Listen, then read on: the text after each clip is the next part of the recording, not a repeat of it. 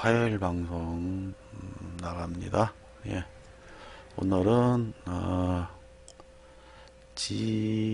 지지난 방송에 이어서 그 전월세 임대차 분쟁 두 번째 시간인데요. 그 지난주에는 이제 권리금 그 상가 임대차 보호법 개정된 것 때문에 이제 권리금에 대해서 중간에 잠깐 했었고요. 오늘은 계속해서 이제 임대차 분쟁에서 제일 많이 생기는 분쟁에 대해서 두 번째 시간 갖도록 하겠고요. 오늘은 깡통주택에 대해서 실제 그 재판이 있었던 판례를 중심으로 이런 깡통주택을 조심해야 되는 그 내용에 대해서 자세한 설명을 가져보는 시간을 갖도록 하겠습니다. 깡통주택, 뭐 깡통아파트, 그 요즘 전세금에, 그러니까 깡통주택이나 깡통아파트라는 거는요, 그 요즘 전세금에 대출금을 더한 가격이 아파트 가격에 미치지 못하는 그런 거를 일명 그 깡통아파트라는 단어, 깡통 뭐 주택이라는 단어 그 뉴스나 이런 거를 통해서 간간히 들을 수가 있는데요. 그 이런 주택이 일종의 금융부실 주택이라고 할 수 있고, 이런 주택이 실제로 이제 문제가 많아서요. 최근 한 5년 새에 그 재판도 무척 많았어요. 그래서 요번에 요 예를 들어 드릴 게 이제 실제 일어났었던 사건의 판례를 가지고 그 예를 들어서 이제 소개해 드릴까 합니다. 예. 어, 그 요번 판례가 그 얘기 드리기 전에 이제 그 제가 이제 지난 시간 방송을 통해서 누차 얘기 드린 바와 같이 그 다가구 주택이 항상 좀 말썽이 많아요. 이번 판례도 다가구 주택에 관한 거고, 그 지난 시간에 설명드린 적이 있는데, 이제 다가구 주택이 왜 그 조심해야 될 사항이 많은가, 그거 좀 꼼꼼히 확인해야 되는가, 중개대상물 확인 설명서 설명드릴 때 그때 예를 들어서도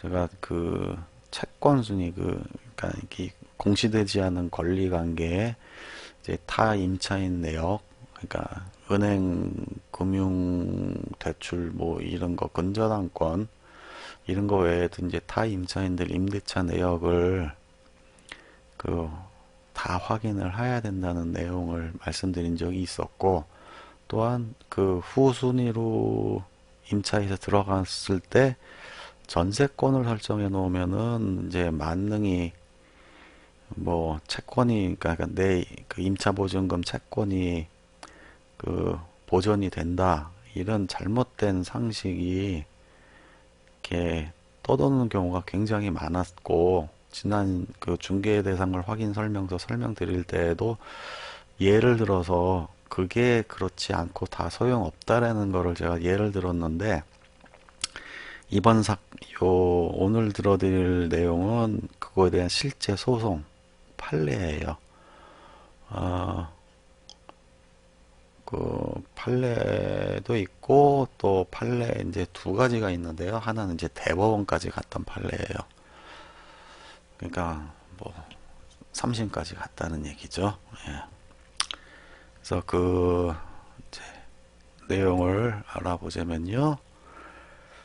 이 판례는 이제 2011년에 있었던 그 대구지방법원 서부지원에서 실제 있었던 이제 판결인데, 그 사건의 요 개요는 그렇습니다. 그 갑이라는 사람이 그 아파트에 전세를 살고 있었는데, 계약 기한이 다가오자 집주인이 이제 보증금 증액을 요구하였고, 보증금 증액이 여의치 않아서 이사를 이제 하기로 하고, 공인중개사인 의뢰중개로 다가구 주택을 9천만 원의 전세 계약을 체결하고 거주하게 되었고요.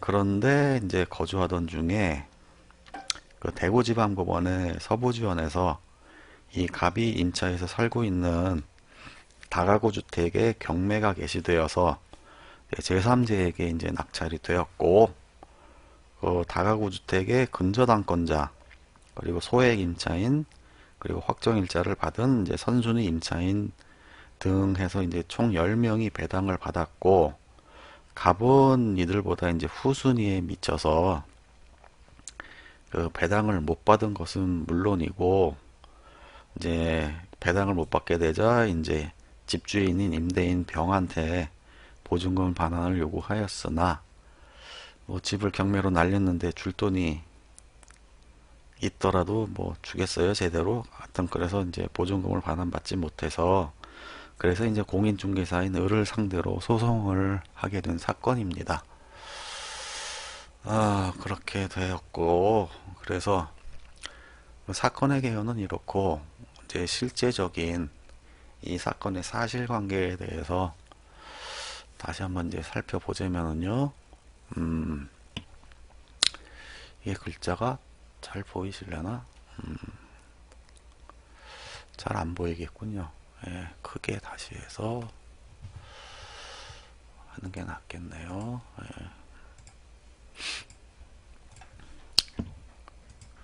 자, 글자를 크게 다시 했어요. 네, 그 글자가 이제 안 보이실 것 같아서 다시 한번 사건 개요를 이제 설명을 할게요.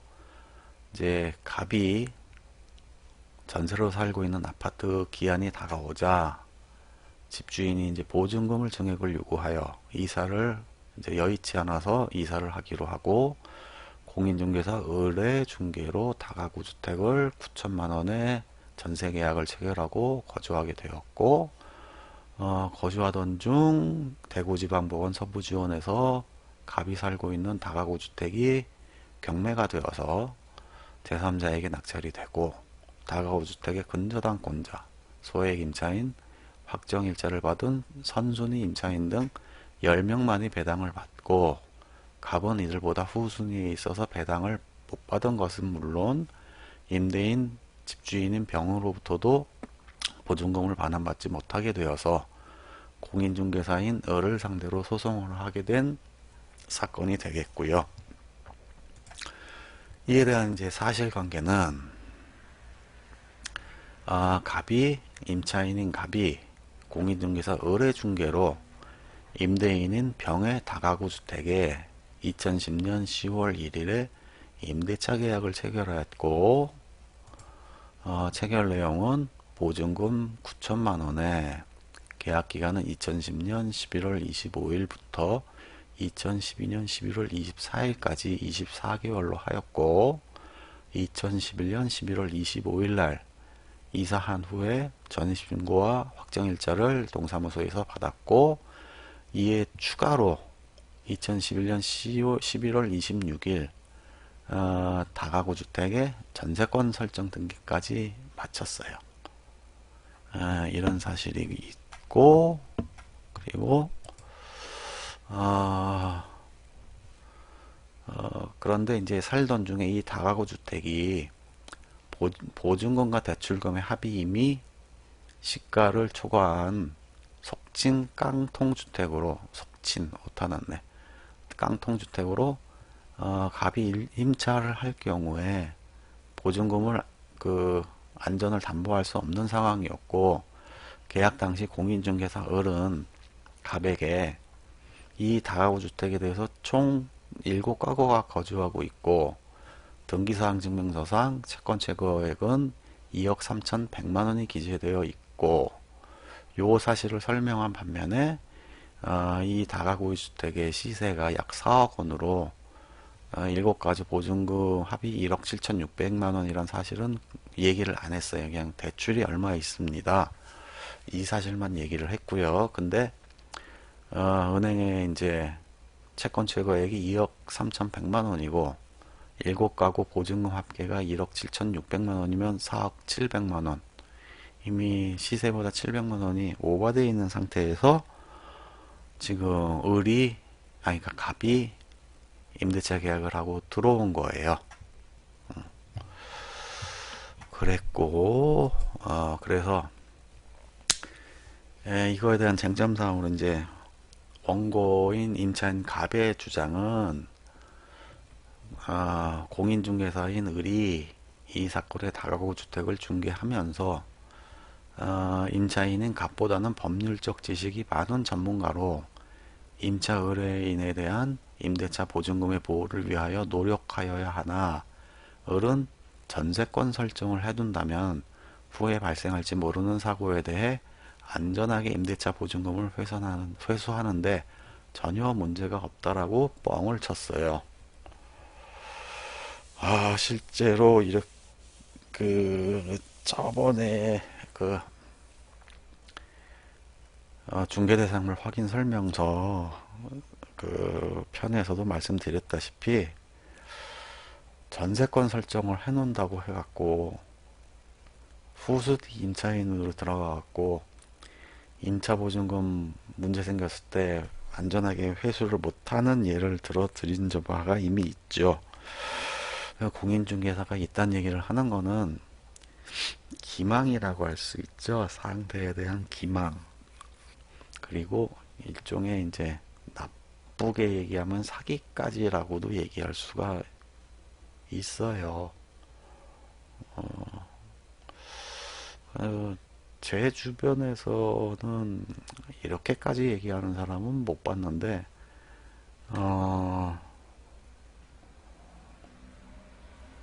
뭐 계약을 해야지 중개 보수를 먹고 사는 공인중개사 업자 입장에서는 어떻게든 뭐 계약을 성사시키려고 하고 또 뭐 설마 문제가 있겠어? 뭐 이런 식으로 이렇게 뻥을 치는 거라고밖에 볼 수가 없죠. 예. 네. 이런 식으로 해서 중개를 해서 먹고 살면은 그 밥이 잘 넘어갈지는 저도 잘 모르겠는데요. 아무튼 이거는 뭐 쟁점사항 아주 판결에 대한 얘기는 안 드렸지만은 이런 식의 중개는 굉장히 위험한 중개고 공인중개사가 이렇게 얘기를 한다면은 과연 어떤 사람이 안전하게 공인중개사에게 맡기고 중개를 의뢰를 할 것인가. 그러니까 이게 공인중개사들이 욕먹는 이유예요. 이게 말도 안 되는 얘기를 당연하듯이 이게 사기꾼이 사기칠 때나 하는 소리지 이 법률 전문가 부동산 전문가로서 할 소리는 절대로 아니죠. 모르고 했다라고는 공인중개사 자격이 없죠. 이런 사람은. 근데 뭐 재판까지 가서 한 걸로 봐서는 뭐 가짜는 아닌 것 같고 아닐 테고 진짜 정품 공인중개사가 이런 얘기를 했다는 거는 참 놀라운 사실이에요. 일단 그래서 임차인은 그러니까 원고죠. 임차인 갑은 이런 식으로 이제 공인중개사에 과실이 있다. 법률적 지식이 많은 전문가로서 중개 의뢰인의 그 임차보증금 안전을 위해서 최선을 다하지 못했다. 이거에 대한 과실을 물어서 이제 소송을 한 거고 그거에 대한 내용을 임차인 갑이 주장을 한 겁니다. 이에 대해서 이제 피고로 됐죠. 피고인 공인중개사 의뢰 주장은 임대차 계약을 중개하면서 각 개별 가구를 일일이 방문하여 임대차 계약의 내용을 실질적으로 조사할 의무는 없으며 임대차 주택이 경매에 회부될 경우 그 임대차 보증금의 회수 가능성에 대해서 적극적으로 조언하여 갑이 임대차 계약의 체결 여부를 신중히 결정하도록 할 주의 의무는 없다고 주장하였고요. 또한 전반적인 임대차 현황과 등기사항 증명서상 설정되어 있는 채권 최고액에 대한 설명을 다 하였으므로 갑에게 손해배상을 할 책임이 없다라고 이제 주장을 한 건데요. 그러니까 이 공인중개사들은 중개 당시에 이제 채권 최고액이 은행에 2억 3,100만 원이 있다라는 사실만 이제 등기사항 증명서를 떼서 얘기는 했죠. 얘기는 했고, 그 다음에 그 7가구의 임차보증금 합계가 1억 7,600만 원이다. 이 사실은 얘기를 안 했죠. 예. 그러면서 일일이 방문하여 이제 조사할 의무가 없다. 이런 식으로 이제 항변을 했어요.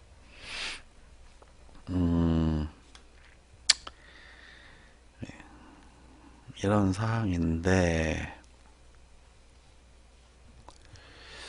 제 법원의 판단을 보도록 하지요. 법원은 이에 대해서 이제 이런 판단을 내렸어요. 피고 일단 의뢰 과실은 이 사건이 된 다가구주택의 권리관계에 대한 확인 설명을 성실하게 이행하지 않은 과실이 있다라고 이제 판단을 내렸는데, 즉, 이 법원의 이제 판결문을 보면요.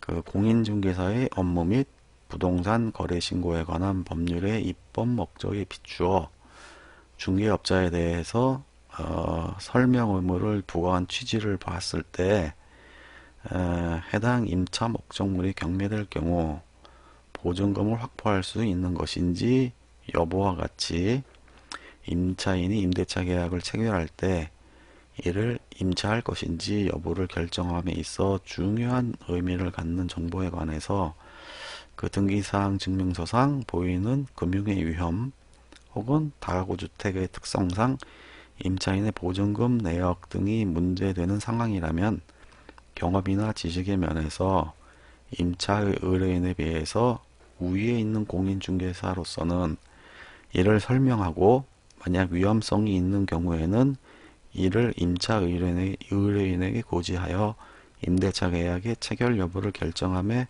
고려하도록 할 의무가 있다고 할 것이다.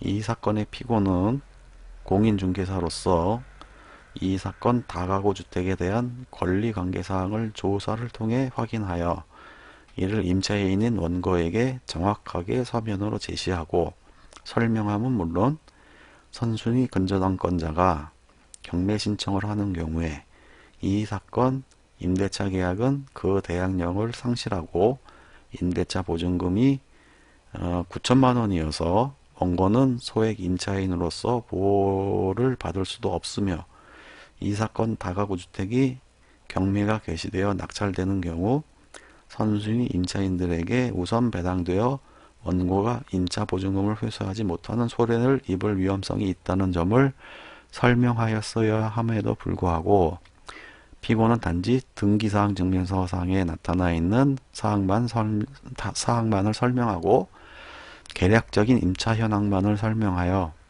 원고로 하여금 이 사건 임대차 계약을 체결에 이르게 하고 그 임대차 보증금 전액의 손해를 입혔으므로 피고에게는 이 사건 임대차 계약을 중개함에 있어 이 사건 다가구 주택의 권리관계에 대한 확인 설명 의무를 성실하게 이행하지 아니한 과실이 있다. 이렇게 이제 판단을 내렸어요. 과실이 있다라고는 판결을 했죠. 그런데 이제 원고인 이제 임차인 갑의 과실도 이제 판결을 내렸는데,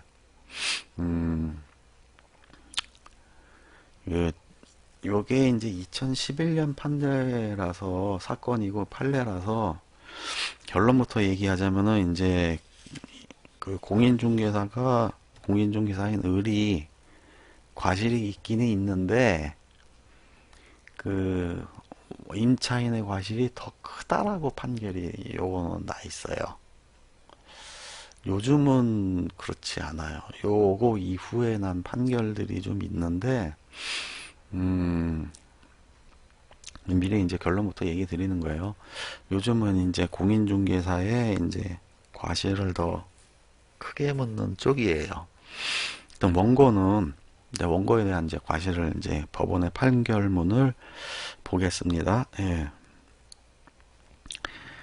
원고는, 어, 이 사건 건물의 등기사항 증명서를 열람한 결과 이 사건 건물이 집합 건물이 아닌 다가구 주택의 일부인 점을 알았고 이 사건 다가구 주택의 형태상 이 사건 건물과 비슷한 면적 및 구조로 된 다른 호실에 관하여 소의 임대인 소의 임대인인 그 병과 임대차 계약을 체결하여 이미 거주하고 있는 임차인이 다수가 존재하고 있었을 뿐만 아니라 그 임대차 보증금의 액수 또한 상당한 수준인 것임을 충분히 인지할 수 있었으며 이미 선순위 근저당권 및 전세권까지 설정되어 있는 상황 아래에서는 공인중개사의 근저당권 및 전세권 등 임차 현황에 대한 설명만을 듣고 계약을 체결할 것이 아니라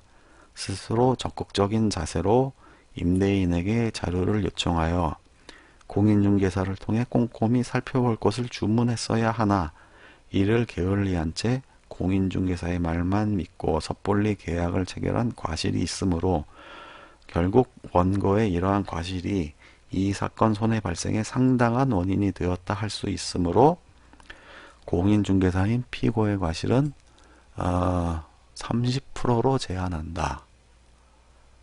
라고 30%의 과실만을 공인중개사에게 물었어요. 70%의 과실이 가백에 있다라고 본 거죠.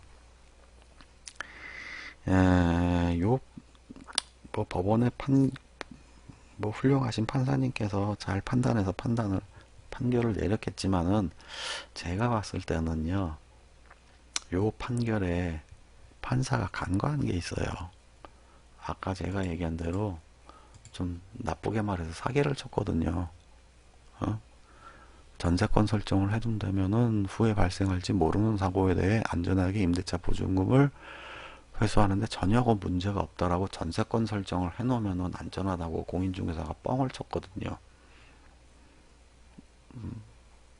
이거를 판결에 반영을 안 한 게 좀 의문입니다.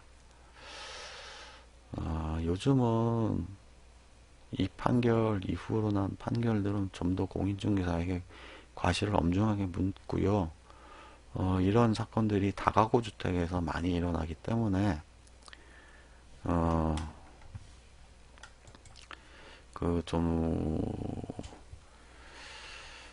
다가구 주택에서 이런 이제 문제들이 많이 일어나기 때문에 그래서 이제 중개 대상물 확인 설명서에 공시되지 않은 권리관계란에 그 다가구 주택일 경우에 이런 타 임차인들 임대차 내역을 꼼꼼하게 다 적도록 하고 있거든요. 그래서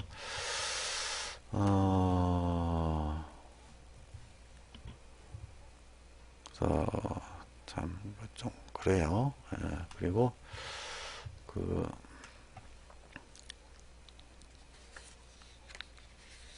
지금 아마 이긴 안 되면 그래도 좀 더 공인중개사의 과실을 요즘은 물을 겁니다. 그리고 다른 이제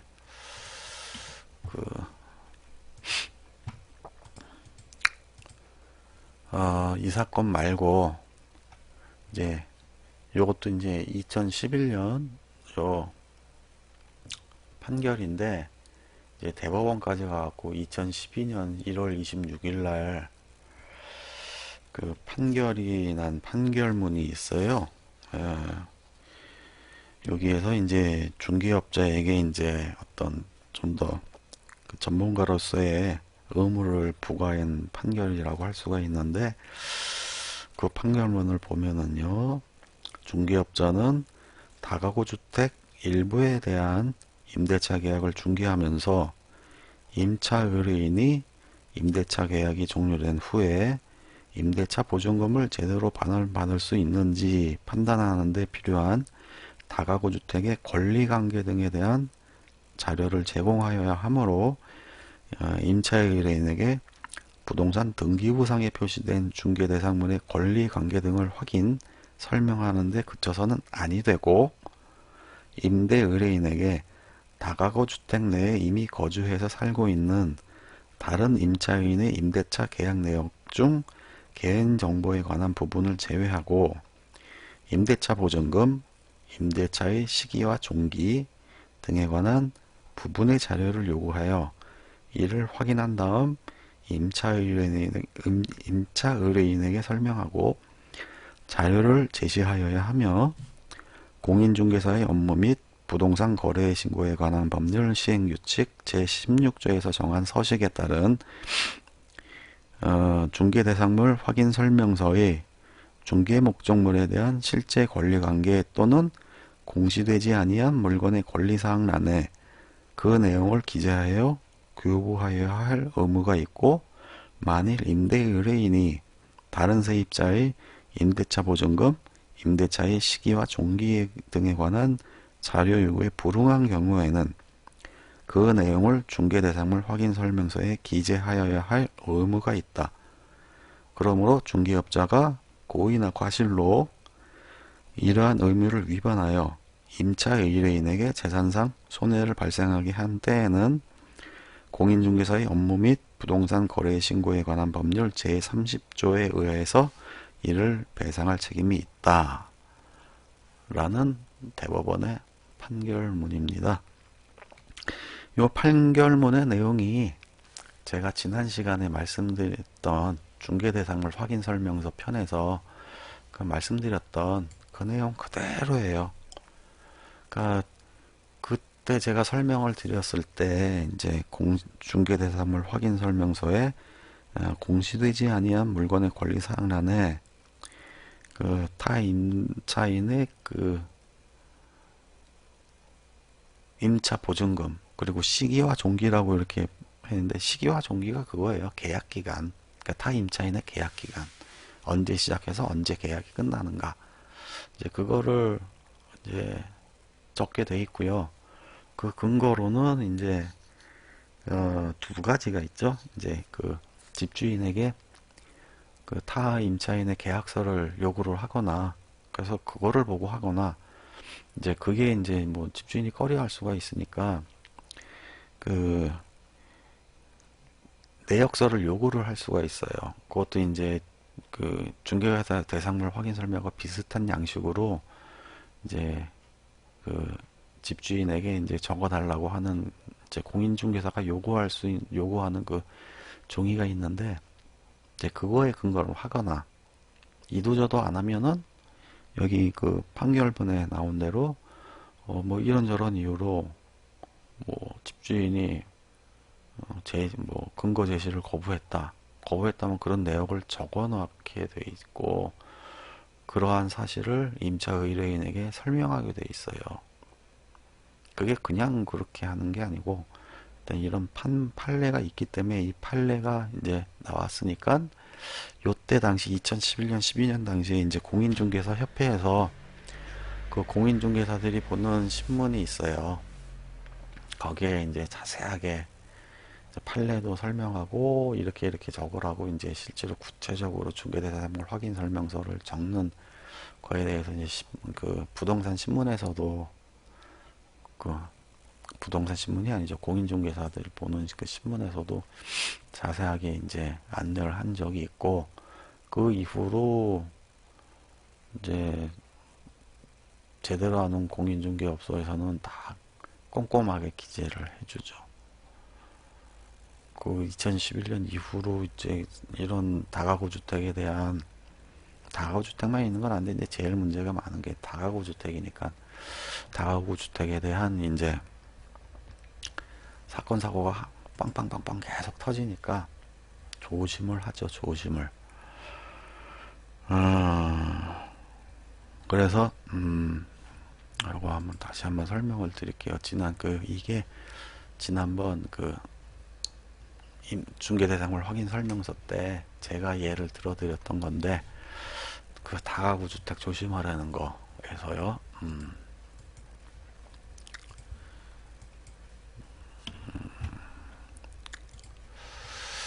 자, 이게 다가구 주택이고, 다가구 주택은 하우스 오브 헬이에요.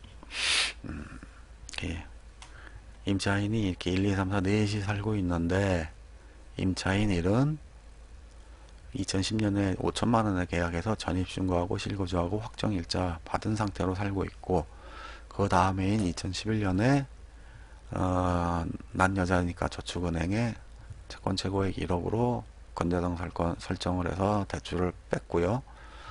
2012년에 임차인 2가 5천만 원에 전입신고 실거주하고 살고 있고 정신없어서 확정일자는 안 받은 상태로 계속 살고 있어요.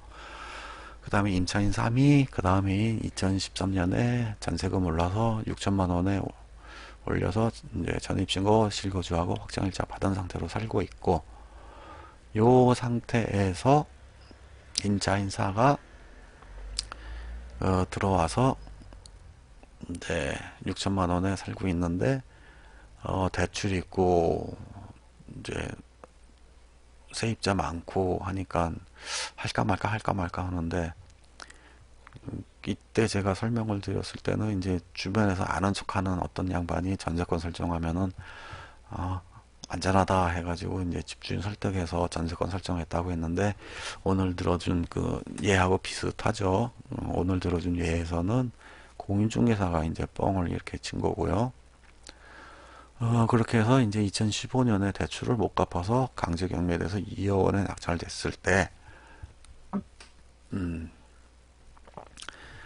배당금은 이렇게 받아서 임차인 2와 4는, 임차인 2는 확정일자를 안 받아서 우선 변제권이 없어서 대항력만 있고 우선 변제권이 없어서 임차인 2는 배당을 못 받고, 그래서 임차인 3이 배당을 받게 되었다라는 내용이고요. 임차인 4는 임차인 3까지 배당을 받으니까 남는 돈이 없어서 배당을 못 받은 거예요. 전세권이 돼 있지만. 왜 못 받냐?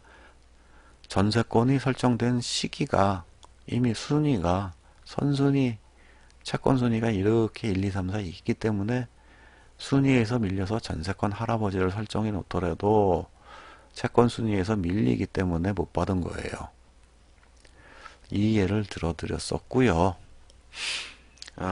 그때 들어드렸던 예에서는 4는 그래서 못 받았고, 오늘 들어드린 예에서도 이제 채권 순위에서 밀려서 못 받은 거고요.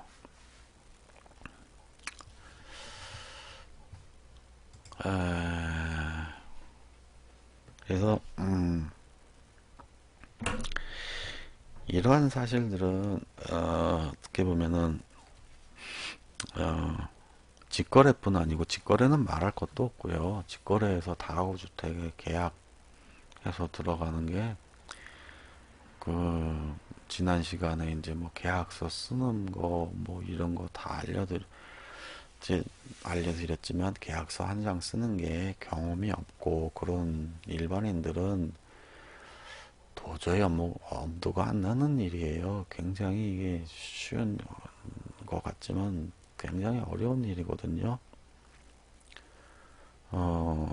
그런데 이게 뭐 다가구 주택 같은데 계약서 써서 들어가는 거는 굉장히 어렵고, 공인중개업소를 통해서 들어간다고 하더라도 이런 오늘 예를 들어드린 사례처럼 간혹 이제 그 도둑놈 같은 공인중개업소 들어가면은 이렇게 당하거든요. 근데 그러면 누가 보호를 해줘요? 믿을 건 나밖에 없어요. 그래서 기본적인, 이걸 기본적인 사항이라고 할 수 있을지는 모르겠는데, 아무튼 이 방송을 듣는 분이라도 어떤 좀 이런 경우는 이제 안 당했으면 하는 게 이제 바람이죠. 예. 다시 한번 또 얘기 드리는데, 이제 다가구 주택하고 다세대 주택하고 말이 비슷하니까 굉장히 헷갈려하고,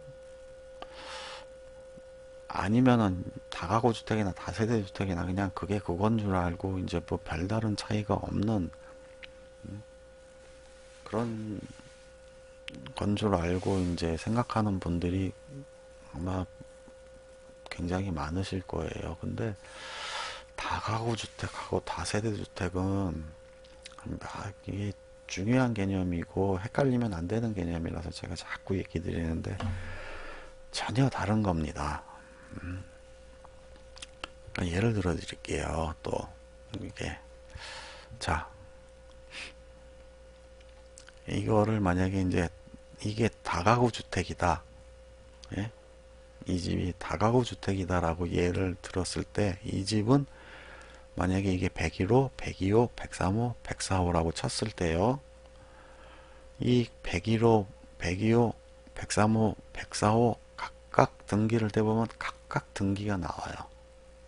예. 그러니까 완전히 독립된 가구라는 거죠. 아파트처럼.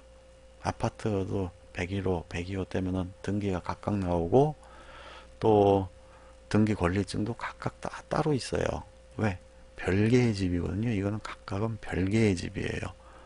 그런 집을 다세대라고 하는 거고, 그러니까 뭐 만약에 102호가 경매로 집을 날렸어. 예?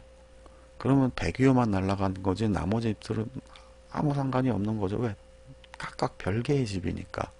예?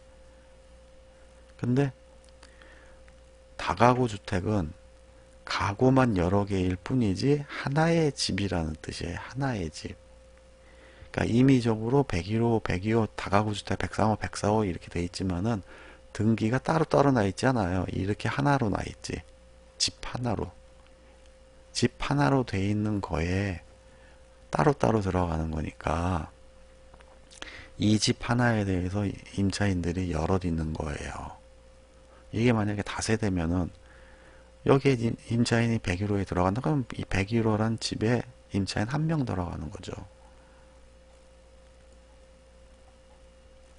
자, 다시 한번 하는데 이렇게 생각하면 편할 거예요. 다가구 주택은 단독 주택이다. 그냥 하나의 집. 하나의 집인 단독 주택이다라고 생각하시면 되고요. 다세대 주택은 아파트랑 같다라고 생각하면 돼요. 아파트. 작은 규모만 작지 뿐이지 아파트처럼 각각 집이 독립되어 있는 집이다. 이런 집이 다세대 주택이다 라고 생각하면 되는 거예요. 그러면 헷갈리지 않을 겁니다. 아, CU04님 또 오셨네. 어서오세요. 오늘은 거의 다 끝나가는데 오셨네. 어,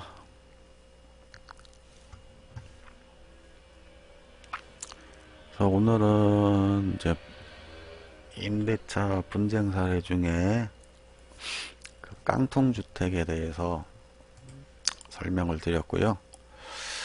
깡통주택은 어떤 집을 조심해야 되는가?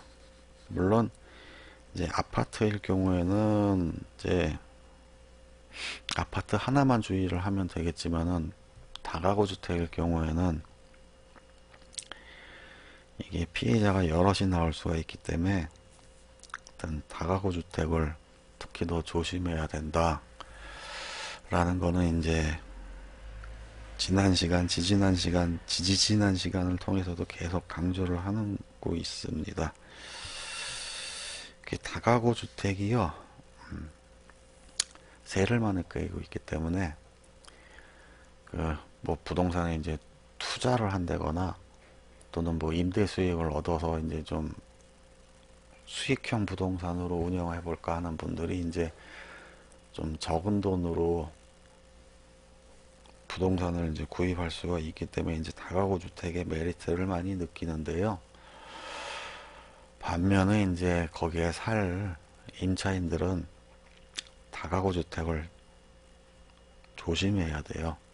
오늘 예를 들어드린 사례 판례처럼. 왜냐하면은 다시 정리를 드리자면 다가구 주택은 단독주택 그냥 집이 등기가 하나 나 있는 한 가구이기 때문에 거기에 101호, 102호, 103호, 104호 붙여놓는 거는 그냥 구분하기 편하라고 임의로 붙여놓는 거지, 등기 자체가 101호, 102호, 103호 나는 게 아니기 때문에 그 집에 임차인들이 1, 2, 3, 4 있으면은 그 한 가구에 임차인이 주르르르 붙어 있는 결과예요. 1억짜리 집에 있는데 뭐 시세가 1억짜리인 집이라고 했을 때 대출이 5천만 원이 있고 세입자가 4명이 각각 2천만 원씩 있다. 그러면은 임차보증금 8천만 원에 은행빚 5천만 원 하면 1억 3천, 벌써 집 시가를 초과하잖아요. 이런 집이 깡통주택이라는 거고, 그래서 1, 2, 3, 4 이제 맹꽁치로 들어간 사람은 이 집이 뭐 경매에서 해서 집이 날라갔어. 그래갖고 이제 배당금을 받아야 되는데 뭐 1억에 이제 낙찰됐다고 치고 하면은 1, 2, 3, 4 중에 네 번째 세입자는 한 푼도 못 받는 거예요. 그리고 세 번째 임차인은 반만 받겠죠.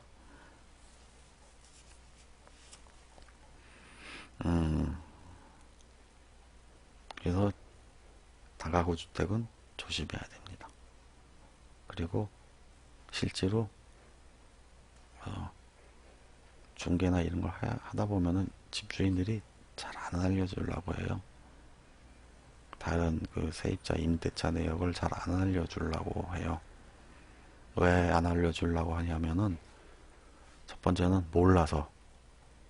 이런 것도 알려줘야 돼요.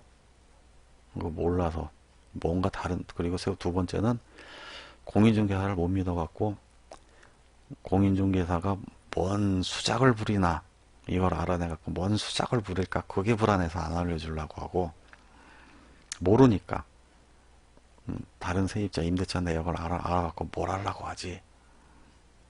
그리고 세 번째 또 안 알려주려고 하는 이유는 무슨 세금하고 연관이 있을까봐, 그래서 안 알려주려고 해요.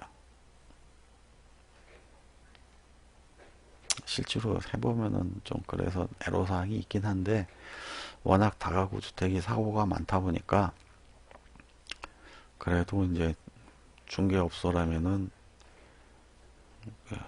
전문가니까 알려드려야죠. 그래야지 이제 성관주의 의무도, 애매모호한 이제 성관주의 의무가 이제 공인중개사나 뭐 변호사나 뭐나 이렇게 따라붙는 의무가 하나 있는데, 어떤 성관주의 의무에도 부합되는 내용이고요. 그렇습니다. 오늘 얘기는 여기까지인데요. 질문 없으시나요? 공사님은 저번에 들어오셨던 분 같은데.